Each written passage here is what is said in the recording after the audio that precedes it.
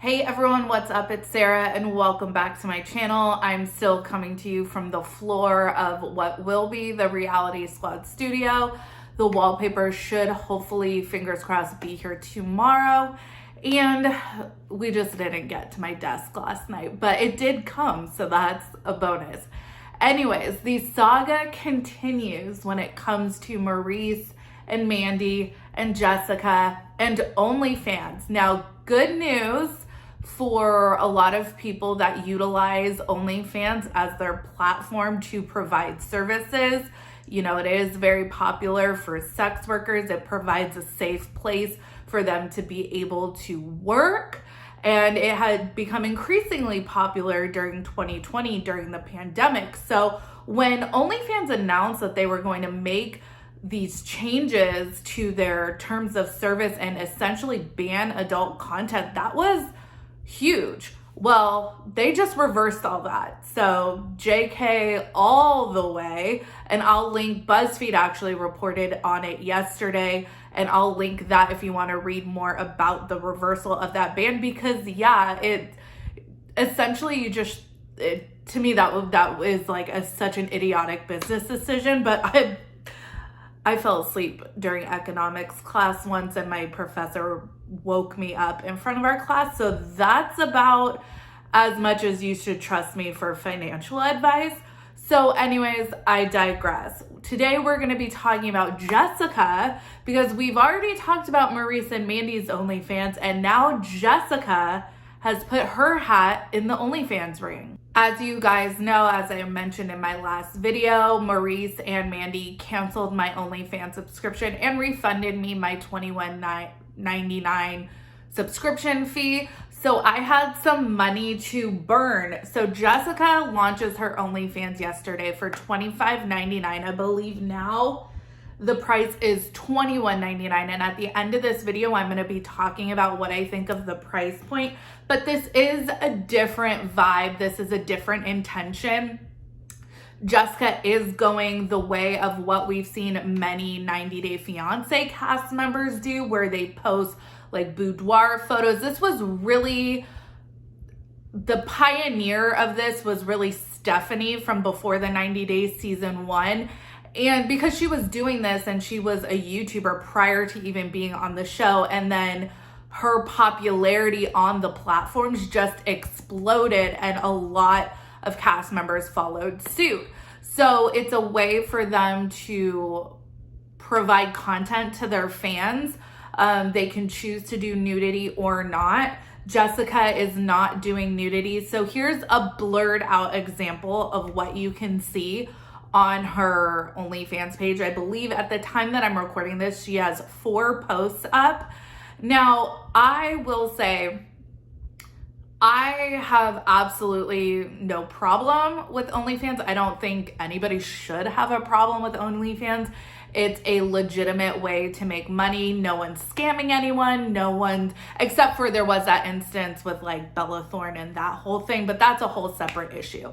If you're putting out a subscription and you're honest with your subscribers about what they're going to get, I think that it is a great way to make money. And I certainly appreciate this avenue a lot more than just blasting your Cash App, faking a birthday, or starting a GoFundMe. This is actually providing a good or service to people, so I can appreciate this a lot more. So this is not a tea OnlyFans the way Mandy and Maurice's was. This is photos of Jessica, and she has 4 posts, and there's a few pictures in each post. And if you are interested in that kind of content, there is no nudity, but there is I think it's lingerie photos. So if that is the kind of thing that you want to see, Jessica is providing that content for you. One of my biggest criticisms of Maurice and Mandy and their OnlyFans is they were really, I don't know, you guys can tell me if you know of people that utilize OnlyFans for content like they're putting out, which is essentially tea content. I was thinking that maybe they would be more successful on like a Patreon. I'm not sure.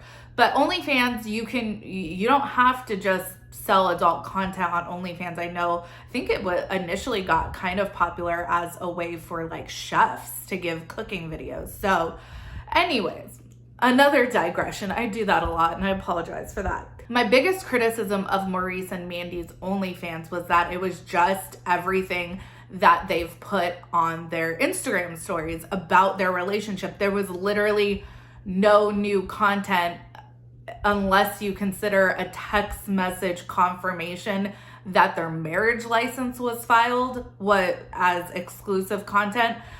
It's definitely, in my opinion, not exclusive. Also, other creators, I think Evelyn of 90 Day Fiancé especially has been criticized for really putting up photos, because she doesn't do nudity, that she has on her Instagram. So people didn't feel like what they were paying for was getting anything that nobody could see for free on her Instagram page. So some people were criticizing Evelyn for that. I have a similar criticism of Maurice and Mandy, that they're not giving you any insight into their relationship. They're just regurgitating information that's already floating around. And I highly suspect that is one of the reasons why they deactivated their Instagrams, is because they're trying to push people to their OnlyFans. But I don't think people care that much.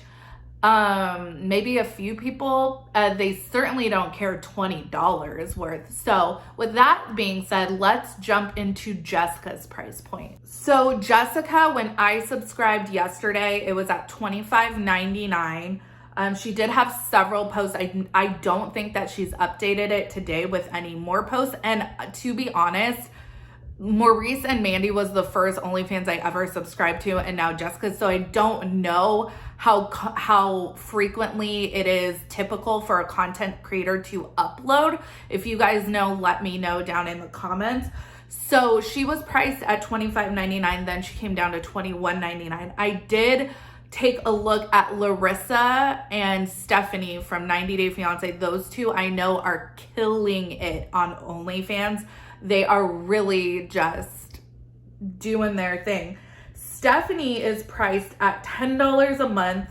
There's no nudity, but they are very high quality boudoir photos. She has shared some of those photos on Twitter and her Instagram and even on the show. You can tell that she really has invested money into lighting, into photography. So I think that's a great price point in my opinion. Then Larissa, I've heard, again, I've never seen her OnlyFans photos, but I've heard that she does do nudity.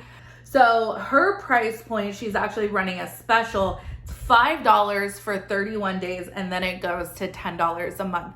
So you have two people that are very popular, that have they're kind of at the top echelon of creators, and that's where they're priced at. So I would think that if you're looking to kind of break into the OnlyFans sphere, you would take a look at what price point top creators are at, and you have to know that you're priced way too high. So I think Jessica is priced way too high. I think she needs to come down at least in half. Really, when you are trying to attract an audience and attract subscribers, you probably, I would think maybe like the $5 range, then go up to $10 would be appropriate. Also, I mean, there's nothing wrong with her pictures, but you might want to consider, if you're gonna, make this a career path and a career opportunity, people do appreciate production quality. I think that's one of the reasons why Stephanie is so successful.